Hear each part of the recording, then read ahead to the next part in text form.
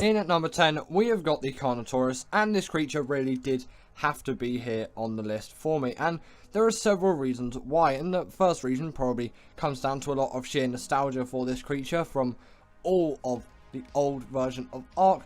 But still, I really enjoy this creature for just its wealth of features as well. Namely, it does have the bleed ability, which barely any carnivores actually have, which doesn't really make sense considering they're carnivores and they rip into creatures. But, you know, hey ho, that's just the way it works. And also, they're pretty small and compact and quite speedy and pretty easy to tame as well, which, again, really does play to their advantage hugely, as, you know, you can easily get around the map and beat other creatures or players in combat situations because you actually have the ability to, you know, move around all over the place. And again, that size really does help. They're kind of a little bit of a stealth creature, although their stomp sounds are aggressively loud, especially considering their size. But, you know, that's fine. You're not really going to completely use them for that, or really use them at all for that in the matter. But they're just a really easy, convenient, nice carnivore you can get in the early stages of the Ark game, which just really does pack a punch. Next up, we have the Theory, and this creature had to be here for its sheer greatness in resource gathering, and also the fact that it was unlocked at level 69. Nice. With this thing, in terms of the resources which it can gather, it's actually fiber, wood, thatch, and any kind of berries, hide, and wood. And fiber is a particular one which I want to talk about, because fiber is such an essential resource for any Ark player. Like, come on. You're going to always need some more fiber. You can get tons and tons of the stuff with this creature, which, again, that hugely does benefit I don't even know anymore. It hugely benefits you, sorry, that's what I meant to say, throughout the whole Ark experience, as fiber can just be gathered so easily with this creature.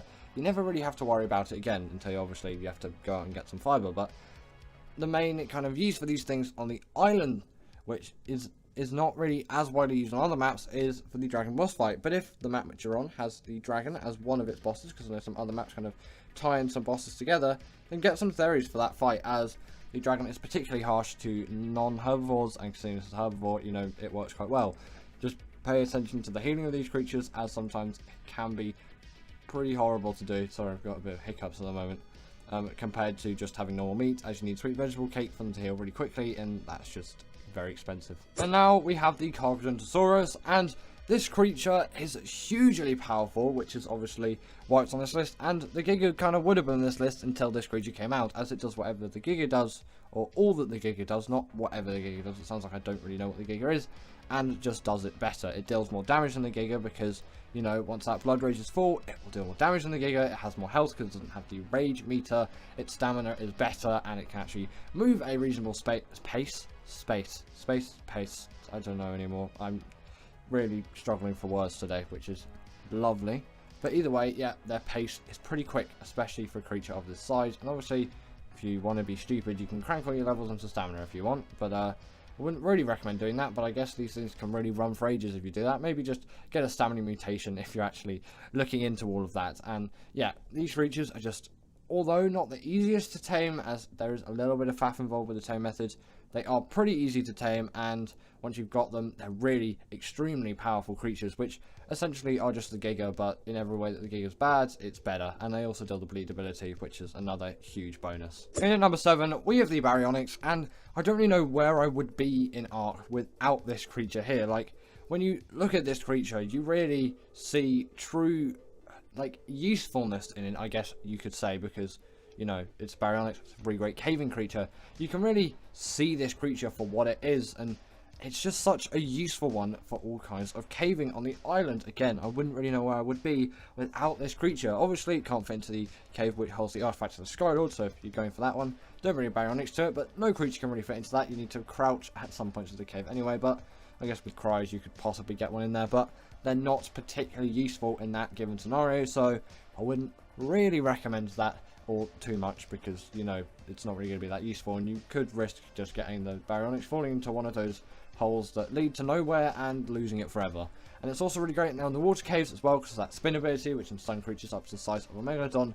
They're just so versatile in all of their caving uses, and also just combat uses as well. They're great combat creatures. They've got really good melee damage, of course, and their health is pretty good as well. Again, size is perfect for caves because they're really thin and they're not too tall, and also they have pretty nice agility on top of that too. Next up, we have the Maywing, and this is just pretty much the epitome of travel mounts in Ark. This thing, again, really terrible with the words today, but yeah, this thing really does pack a punch in the travel department, if you can even say something packs a punch in something which doesn't really deal a heck of a lot of damage. Its gliding ability just makes it so agile and quick moving across pretty much any map, as they don't need a whole lot of verticality like something such as the Rock Drake to actually move around the map, and I find they're pretty easy to take around some flatter areas of Ark maps, which obviously does play to their benefit, and obviously they can skim across the top of water as well, so, you know, if there's any water about, you can just skim over the top of that really quickly with ultimate ease. But obviously they're not just absolute travelling beasts. These creatures also are really great for breeding, as they act as a portable feeding trough, and they can gather berries on top of that too. The only real downside to these things is the animation for the feeding trough just looks a little bit creepy to me. In at number 5, we have the Bloodstalker, and this creature is my favourite underwater tame right now, and I really think it is perfectly balanced for all things Ark, especially in the water. Of course, these things are quick, agile swimmers that can also skim over the top of water as well, which again just plays their benefit, and I have no idea why I didn't actually swim in the water when doing the B-roll for this. I only just skim over the top of it like you'll see there, but I didn't actually go into it, even though I use these things for mainly underwater things, and they essentially act like the awesome Spyglass mod, allowing you to see the aggros of creatures and also where loads of creatures are, which, you know, that's a really nice ability to have, especially in the water where sometimes it might be dark and you can't really see creatures. You can easily spot anything so easily with that ability, and it doesn't just have to be ocean creatures, it can be on the land as well. And also on top of that, these creatures really do have really great travelling abilities just on land as well. They're really great travelling mounts, and you could say they're kind of slightly more useful than the Maywing in a lot of scenarios, especially for underwater travel actually.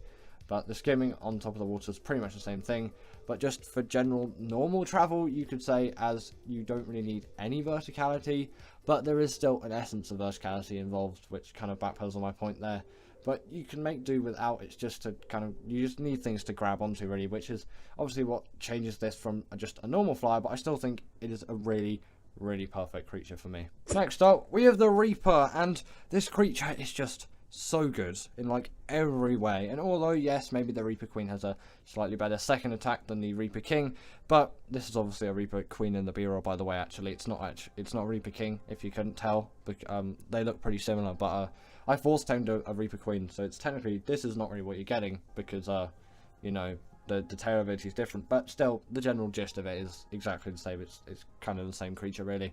Yeah, that was the only thing that could make it in essence any better, but I'm still perfectly fine with it. And obviously with the R Reapers on Gen 2, they really are hugely powerful tames with pretty interesting tame methods as well, which again makes them a really interesting one to me, and I enjoy that about them quite heavily actually, that you can really get a lot of use out of these creatures and also just a lot of experience out of taming one, and it really feels like you've truly achieved something when you tame a Reaper, which can't really be said for some other Ark creatures, especially if you tame it on Operation, as on Gen 2 it's pretty cheesy to do and it doesn't require all too much effort. But if you do have Gen 2 and you think you're taming a Reaper and you've never tamed one before, maybe it's the map to start on. In at number 3, we have the Shadowmane, and this creature has to be here. The Shadowmane is just so densely packed with all kinds of abilities, it just has to make the list. It's just, this is the Shadowmane in essence and in heart. It is such a good creature for all things combat. It's a really good travel mount as well, as it is really fast and agile, which again really does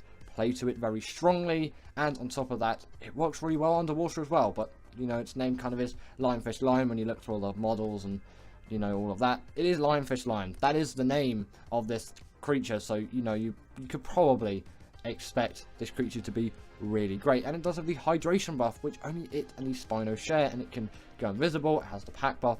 It's also a really great boss creature, if I haven't mentioned that already. I don't think I have. And as you can see there, really great in the water. Its only real downside is its tame method, because that thing is an absolute pain, and I wouldn't wish it on even my worst enemies. In at number 2, we have got the Desmodus, and this creature just reeks pure quality. When you think of it, it just has such a high wealth of abilities, and with that Sanguine Elixir, you really do have a creature which has pure greatness within it. And you know, that really does play to this creature being like the perfect Ark creature. That Sanguine Elixir is an absolute cheat for tames. It's a blood bag farm, allowing you to obviously farm blood bags. It can grapple onto walls like the Tapajara, it can glide like the Snow Owl, and it can even go invisible in the nighttime as well. Which I couldn't show you because I was in the Wastelands biome extinction. Chose the absolute worst biome, and for some reason the animation kind of glitched later for the gliding ability, which is nice, I guess. But yeah, the Desmodus just reach pure quality, and the tame method is exactly the same as the Bloodstalker.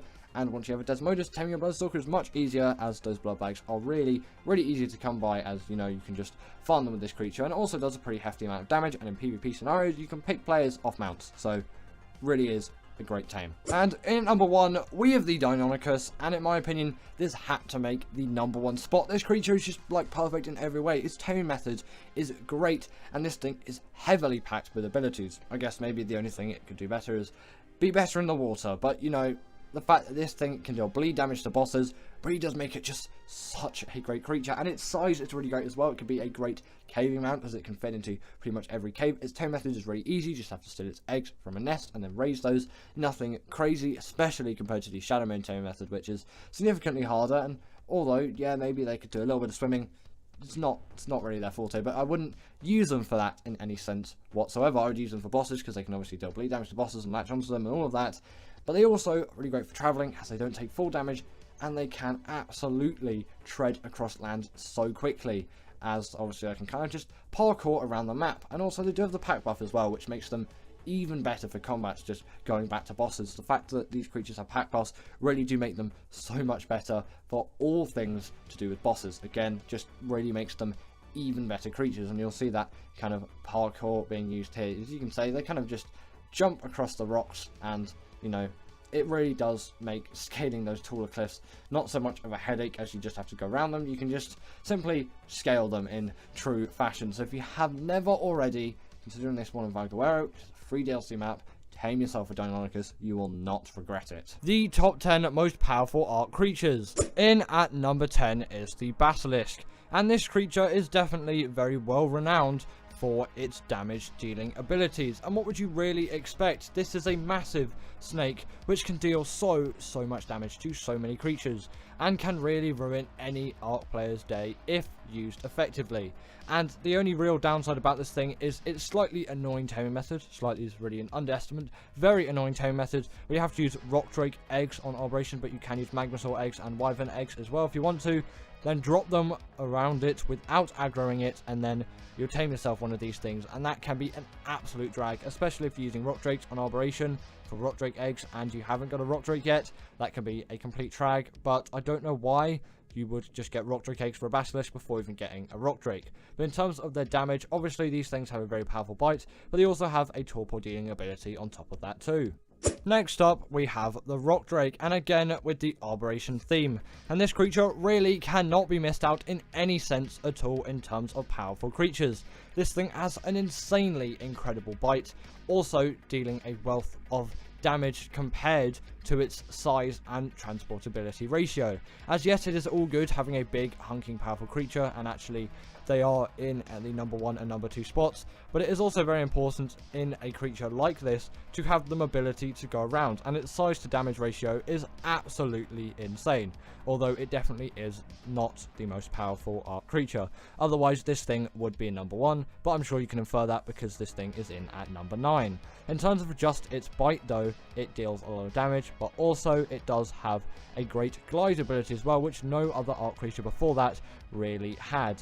And I'm pretty sure it can't do what the Griffin can do and dive onto creatures and deal damage to them, but still its bite, which I keep saying, I feel like a broken record, it just deals so much damage, and it really can't be discounted when it turns in terms of the Rock Drake's abilities. That kind of bite is just what makes this thing so powerful. But what would you expect?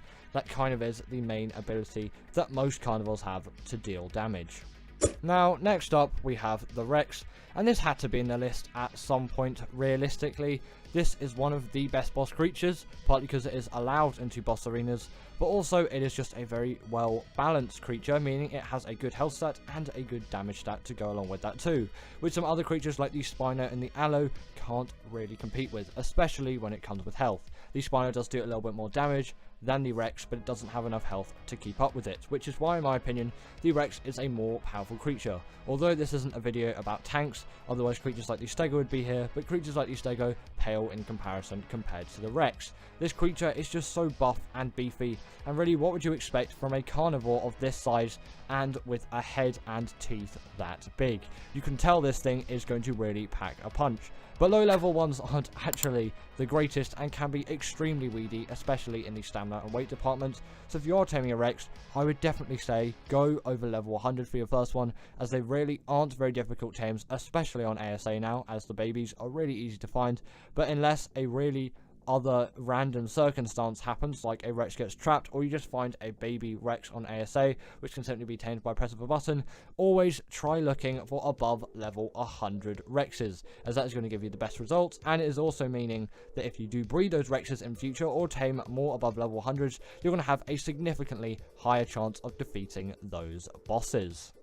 Now, the Golem again can't be discounted. This creature is literally a living tank. Although we aren't talking about tanks today, and apart from it being a tank, it also packs an absolute punch when it comes into damage. This thing is insane at dealing any kind of damage to any kind of creature, really. No creature can really stand this creature in terms of buffs against it, and I'm pretty sure no creature really does have a buff against it, apart from those which has a buff against all creatures. That was really an irrelevant point there. But either way, the Golem is an insanely powerful creature, and you can just see how quickly it shreds through this Death Worm. And if you have a Rock Golem, then it is really, really easy to tame a Mantis, as those Death Worms are going to be some of the easiest things to kill. Sadly, you can't really take these things into bosses, at least I don't think you can.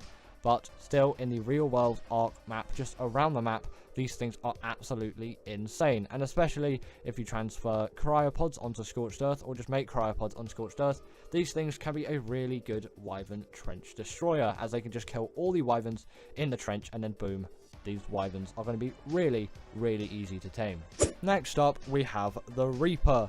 And this creature, again, is just one of those creatures which has to be on this list for so many reasons. It is a creature of immense power, and it is just absolutely insane how much damage this creature deals, and its taming method is an absolutely amazing one to go on top of that as well. Unless you're on Gen 2, then it is an absolute cheese. But on Operation, it is a real experience to tame yourself a Reaper, and that is something which I really enjoy about this creature. Its taming method, and once it's tamed, there's just such a big journey and sense of progress once tamed one. And also, on top of that, it does deal a hefty amount of damage, although I'm pretty sure it is not allowed into boss arenas.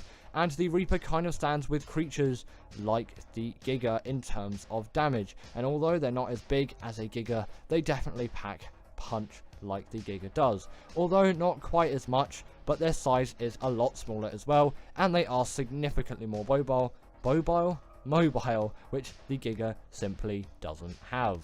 In at number 5 is the Rhino Ganatha, and would you really expect any other creature to take this spot on the list, or even be up in the kind of central part of this list? Obviously, this is one of the newer Ark tames, so I can't really put it in at number 1, as we haven't seen its full potential yet, as it hasn't been used for absolute years, but also it hasn't really been nerfed in any kind of way.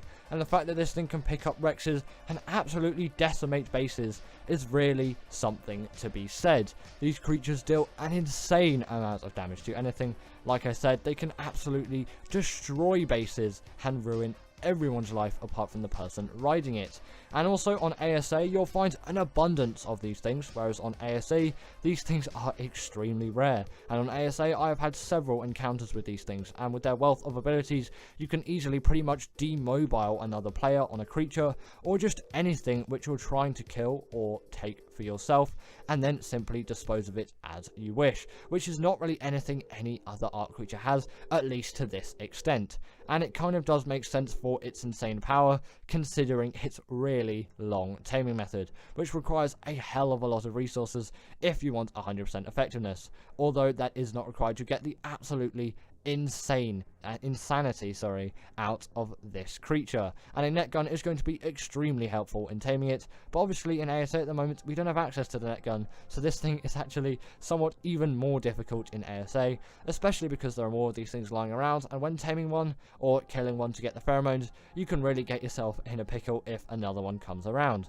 But also in the early game, if you're flying around on your Pteranodon 2 and one of these things faces you, you're going to have the worst time to say goodbye to that Pteranodon. Whereas with Nagi, it might be able to withstand a little bit if it's a low level, but still, these things are absolutely insanely OP, and the taming method kind of roughly follows the Reapers.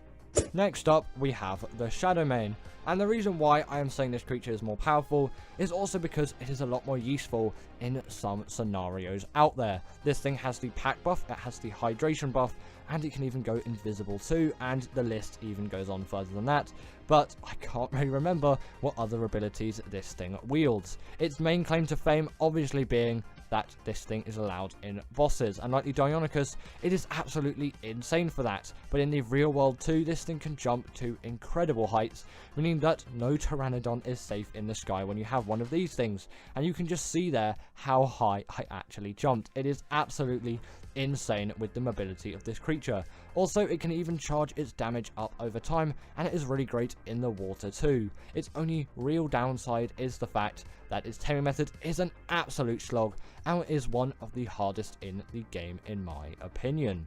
Speaking of the Deinonychus, in at number 3 is the Deinonychus, and the reason why I think this creature is more powerful than the Shadowmane is pretty much because this thing has all the same buffs as the Shadowmane, but one insane advantage. This thing obviously still has the pack buff. Sadly, it can't go invisible, but its mobility is still extremely high, having no fall damage and being able to climb up walls. But the main thing its claim to fame has to be is the fact that this thing can inflict insane amounts of bleed damage. Not sure if the Shadowmane can deal bleed damage.